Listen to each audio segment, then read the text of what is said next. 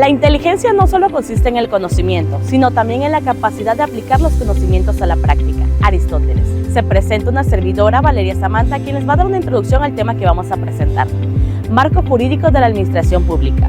Este es un conjunto de leyes y reglamentos, así como el marco de planeación estatal que establece el fundamento jurídico del Sistema Electrónico de Información, Trámites y Servicios del Estado de México. La gestión pública se encuentra conformada por 5 elementos: el planeamiento estratégico, propuesta por resultados, gestión financiera, gestión de programas y proyectos, monitoreo y evaluación. Tenemos el tema del derecho constitucional mexicano o derecho político, que es una rama del derecho público dedicada al estudio de los preceptos fundamentales, principios, conceptos y leyes que determinan la existencia y funcionamiento de un Estado nacional, normalmente establecido en el contenido de una Constitución o una Carta Magna. Para el desarrollo del tema vamos a tener la participación de David Ordóñez, Rosa Dick Moreno, Elizabeth Naranjo, Anabelli Pérez, Ingrid Judic Pedraza, Anaí Rodas, Ricardo May, Alex Mazariego y Carla del Carmen Hernández. Compañeros, mi nombre es Elizabeth Naranjo Palma y vengo a hablarles de la Constitución Política de los Estados Unidos Mexicanos. La Constitución Política de los Estados Unidos Mexicanos de 1917 es la Carta Magna y norma fundamental establecida para regir jurídicamente al país, la cual fija los límites y define las relaciones entre los poderes de la Federación, poder legislativo, ejecutivo y judicial, entre los 3 órdenes diferenciados del gobierno, el federal, estatal y municipal, y entre todos aquellos y los ciudadanos. Asimismo, fija las bases para el gobierno y para la organización de las instituciones en que el poder se asienta y establece el pacto social supremo de la sociedad, los derechos y los deberes del pueblo mexicano. La Constitución de 1917 es una aportación de la tradición jurídica mexicana al constitucionalismo universal, dado que fue la primera constitución de la historia que incluyó derechos sociales, expresados en los artículos 3, 27 y 123. Producto de las demandas de las clases populares que protagonizaron la Revolución Mexicana. En total, el texto constitucional cuenta con 9 títulos que contienen 136 artículos y 19 transitorios. El texto sigue los alineamientos clásicos de las doctrinas políticas al contar con una parte dogmática que abarca los primeros 38 artículos que establecen derechos y obligaciones, garantías individuales y se reconocen los derechos y libertades sociales y una parte que es la orgánica que corresponde a la división de los poderes de la Unión y el funcionamiento fundamental de las instituciones del Estado. Contenida en los 98 artículos restantes que define la organización de los poderes públicos, los artículos más importantes de la Constitución son los siguientes. El artículo 1 que habla de la igualdad de derechos. Artículo 3, del derecho a la educación. Artículo 5, libertad de trabajo. Artículo 14, el debido proceso. Artículo 16, la protección de las libertades. Artículo 31, las obligaciones de los mexicanos. Y el artículo 35, que habla de los derechos políticos. Tuvo como precedente la Constitución de Apatzingán de 1814, la Constitución de 1824 y la Constitución de 1857.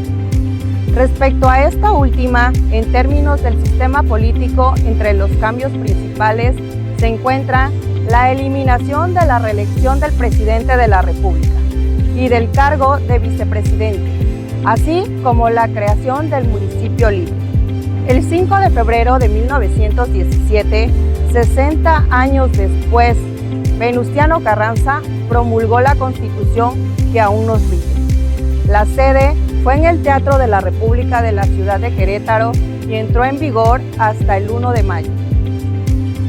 La Constitución reconoce las libertades de culto, expresión y asociación, la enseñanza laica y gratuita y la jornada de trabajo máxima de 8 horas. La Constitución es el documento fundamental de un Estado que promueve la organización de una comunidad humana, de manera que sus miembros pueden vivir bajo la tranquilidad que ofrece la existencia de un marco jurídico y establece que, por un lado, proclame y garantice el ejercicio pleno de los derechos de los individuos que integran dicha comunidad y que, por el otro, organice los poderes y órdenes de gobierno bajo los principios de autónoma división y control recíproco. Una constitución es un acuerdo político que se transforma en derechos para normas de vida de quienes habitan y transitan en territorio en particular y del que se desprenden un conjunto de leyes y reglamentos que deben ser coherentes con lo que en este documento fundante quedó constituido. ¿Qué tal, compañeros? Mi nombre es David Ordóñez Flores y voy a hablar acerca del concepto y carácter del derecho constitucional. Dice que el derecho constitucional es una rama del derecho que se encarga del estudio de las normas fundamentales que rigen el Estado, es decir, la Constitución y la ley que complementa la tarea del derecho. Dice que el derecho es esencial para garantizar que los poderes del Estado actúen de acuerdo con los principios democráticos, respeten los derechos fundamentales de los ciudadanos. El derecho constitucional dice que protege los derechos humanos, establece límites del poder, promueve la justicia y la igualdad, fomenta la democracia. En esto puedo decir, en resumen, que el derecho constitucional es esencial para mantener un Estado de derecho justo, democrático, de los derechos fundamentales de los ciudadanos.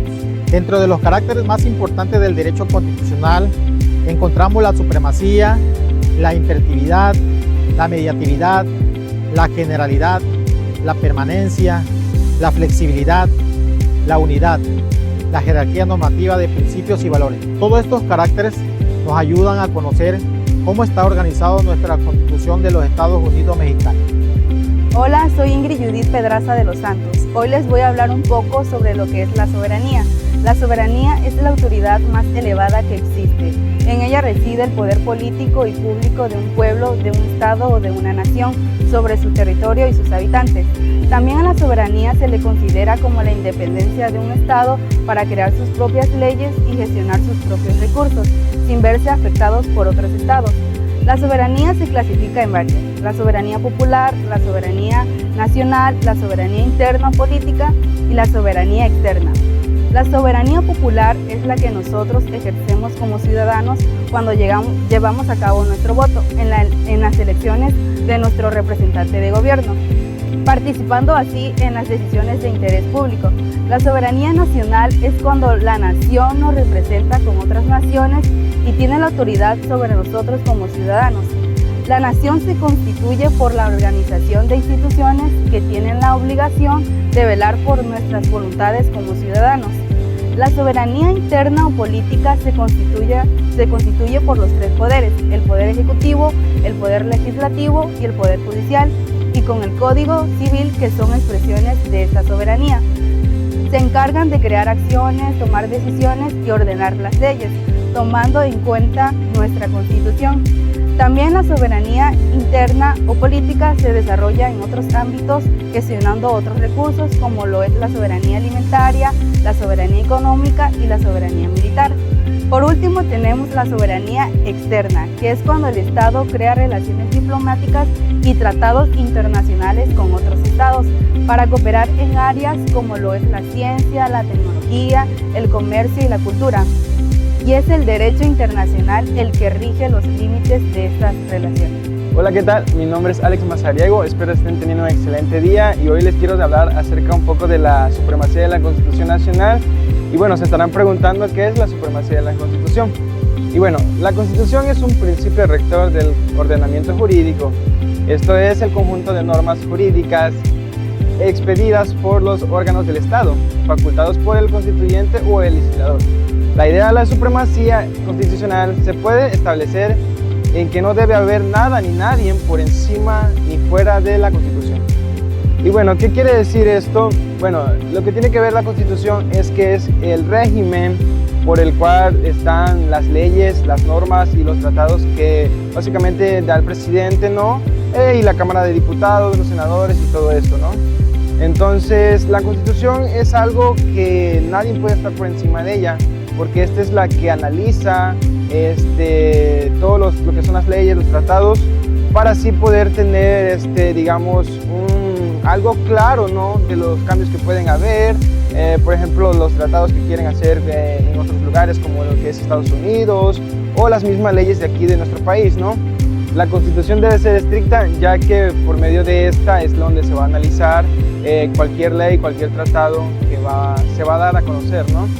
Y bueno, también debe haber un control legislativo, que es este es el que analiza cada una de las leyes, normas y tratados que hacen, para así poder tener algo específicamente correcto, ¿no? Y que ver los buenos cambios que vienen al país, ¿no? Y verlo así como la mejor opción para nuestro país, porque en caso de que alguna ley o algún tratado no vaya a dar algo que sea, digamos, de bien para nuestro país, entonces no estaría bien aprobarlo, ¿no? Entonces por eso es que esta debe ser estricta y debe haber un grupo que analice cada una de estas leyes y tratados que hay.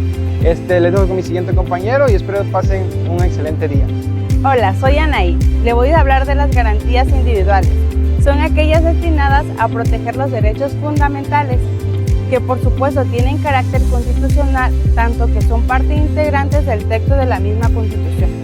El derecho a la vida, incluyendo la abominación de la pena de muerte. El derecho a la integridad física y moral, por lo que prohíben las torturas, penas o tratos inhumanos. El derecho a la libertad de creencias.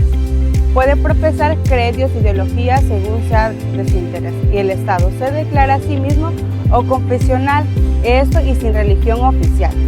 El derecho a la seguridad jurídica y tutela. Garantiza al individuo que se ha sometido a un proceso judicial las garantías con derecho a un juez ordinario y a la defensa. Las garantías de la igualdad, aquellas que aseguran la ley, que sea que todos los ciudadanos tengan el mismo exacto trato conforme a las mismas circunstancias. Las garantías de la libertad son aquellas que permiten al individuo libremente un oficio lícito, expresar ideas del modo que prefiera.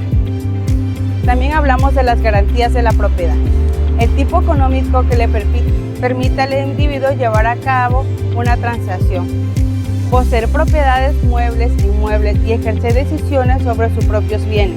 Garantías de seguridad y jurídica, aquellas que aseguran al individuo el bienestar físico y psicológico ante la fuerza del Estado. Los seres humanos siempre han buscado congregarse primero en grupos familiares, bandas o clanes, y luego en organizaciones con distinto grado de complejidad. Los estados son una de estas formas históricas de convivencia con características determinadas. Hoy les hablaré sobre el concepto de Estado. El Estado es un concepto político referido a una forma de organización social que cuenta con instituciones soberanas que regulan la vida de una cierta comunidad de individuos en el marco de un territorio nacional. Diversas definiciones han sido dadas por pensadores de todas las épocas, con distintos énfasis, pues históricamente diferentes tipos de agrupaciones fueron calificados como Estado. Se entiende por Estado a las organizaciones humanas que abarca la totalidad de la población de un país, estructurada social, política y económicamente, mediante un conjunto de instituciones independientes y soberanas que regulan la vida en sociedad. Dicho de otro modo, un Estado equivale al conjunto de atribuciones y órganos públicos que constituyen el gobierno soberano de una nación, y en ocasiones el término es usado también como un todo, para que en un colectivo humano organizado sea reconocido como un Estado. Deberá contar con ciertas condiciones, pero también con el reconocimiento internacional de sus pares. Todos los estados entonces deben poder contar con capacidad de exteriorizar su poder, es lograr el reconocimiento de sus congéneres por la fuerza si fuera necesario.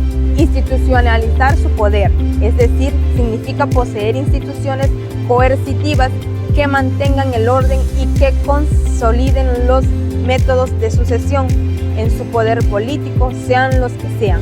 Administrar una identidad colectiva. Los pobladores de un estado deben sentirse parte de un todo organizado.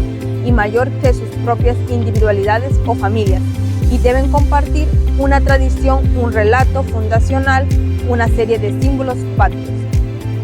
Los elementos comunes de todo Estado son población. Ningún Estado existe sin una población que lo integre, por grande o diminuto que sea, o por diversas que éstas puedan resultar en material, cultural, racial o lingüística. De hecho, existen muchos estados plurinacionales, varias naciones organizadas en un mismo estado, ya que lo importante es que los pobladores estén de acuerdo en regirse por las mismas instituciones y compartir un distinto político. Territorio. Todos los estados poseen un territorio y unas fronteras que delimitan el área de soberanía y ejercicio de ley de la de los estados vecinos. Dicho territorio es suyo para administrar, ceder, proteger y explorar económicamente de la manera que mejor les parezca. Gobierno. Todo estado debe contar con instituciones firmes y duraderas para gestionar la vida en sociedad, así como en autoridades para regirlas y métodos. Soberanos. Para decidir quién ejercerá dicha autoridad en el territorio. Dicho gobierno ejercerá la política y la administración del Estado por un tiempo definido, en base a las reglas jurídicas, culturales y políticas de la población. Soberanía. Ningún Estado existe si el otro toma por él sus decisiones, así que todo Estado requiere de autonomía y de fuerza para defender sus decisiones. De no poseerlo, podremos estar frente a una colonia, un Estado asociado u otras formas de denominación de un Estado sobre otro. Hola, mi nombre es Ana Belli y vamos a hablar acerca de los elementos del Estado de México. Los elementos del Estado de México se refieren a los componentes que conforman a México como nación.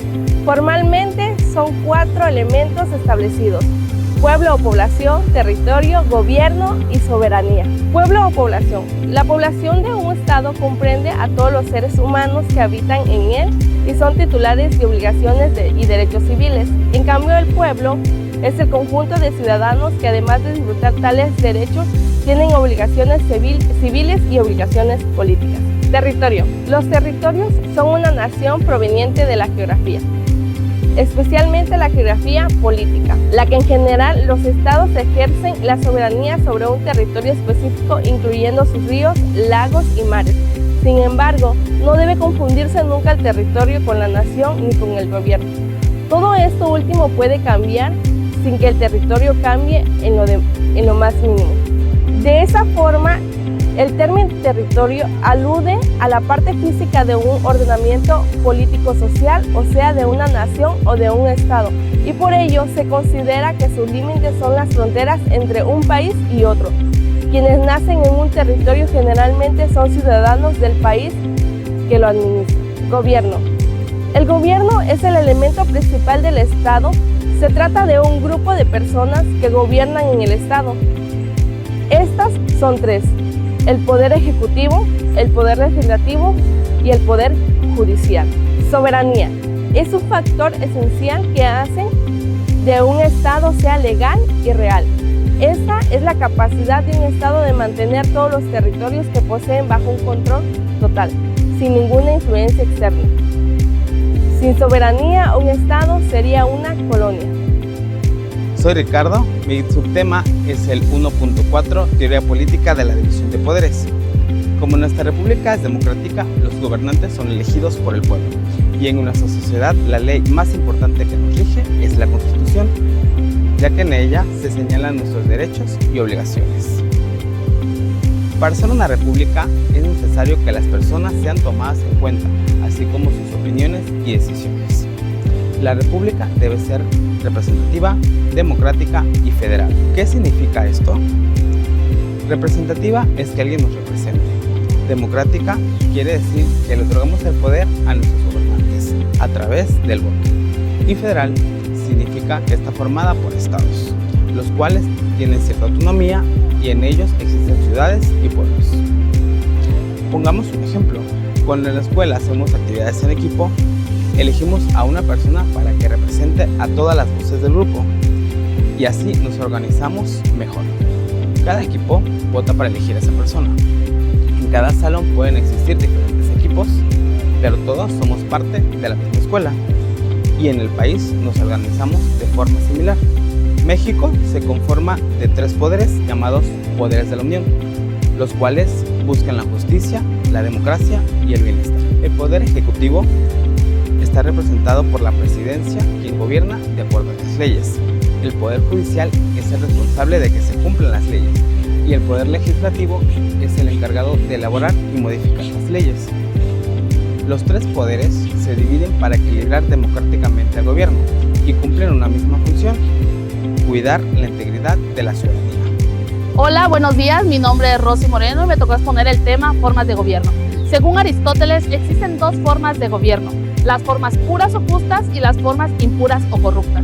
Dentro de las formas puras o justas se encuentran la monarquía, la aristocracia y la democracia. Estas buscan el bien común y tienen en consideración el interés de la población a la que gobiernan. La monarquía son los gobiernos encabezados por un solo individuo que es coronado como rey, el cual ha recibido el poder por vía hereditaria y puede transmitirlo del mismo modo. Como ejemplo, podemos mencionar España, Japón, que son elegidos por un rey y un emperador. La aristocracia es el gobierno que está compuesto por pocos privilegiados que ejercen el poder para el bien. La aristocracia se designa a la nobleza, a las clases más altas, ya sea por tradición o linaje en cualquier sociedad. La democracia es considerada una forma de gobierno justa, conveniente para vivir en armonía. Sus miembros son elegidos por el pueblo mediante el voto en elecciones libres y periódicas. Dentro de las formas puras, impuras o corruptas, estas no tienen en consideración a la población gobernada, solamente sirven a los intereses de quienes ejercen el poder. Dentro de estas formas de gobierno se encuentra la tiranía y la dictadura. La tiranía es una sola persona que ejerce el poder mediante la fuerza o la intimidación, sin que exista respeto por las leyes. Los griegos fueron los inventores de la tiranía y según Aristóteles, en Grecia hubo tiranos en todas las etapas de su historia. La dictadura es un régimen político usando la fuerza y la violencia, reprime los derechos humanos y las libertades individuales. Un ejemplo podría ser Cuba, que es gobernada desde 1960 por un partido único, considerada desde hace décadas como un régimen autoritario y dictador. En la actualidad, nuestra forma de gobierno está regida por la Constitución Política de los Estados Unidos Mexicanos, que señala en el artículo 40 que es un país, la República representativa, democrática, laica y federal, compuesta por estados libres y soberanos. Como objetivo general del tema era entender qué es la globalización y determinar si efectivamente los procesos y fenómenos identificados en ella tienen un efecto sobre el Estado-nación, el derecho constitucional y sobre los sistemas jurídicos nacionales. Comprender cómo y en qué sentido es que el Estado-nación y su entorno se han transformado al tenor de la llamada globalización. Sin memoria no existimos, sin responsabilidad quizás no merecemos existir. José Saramago.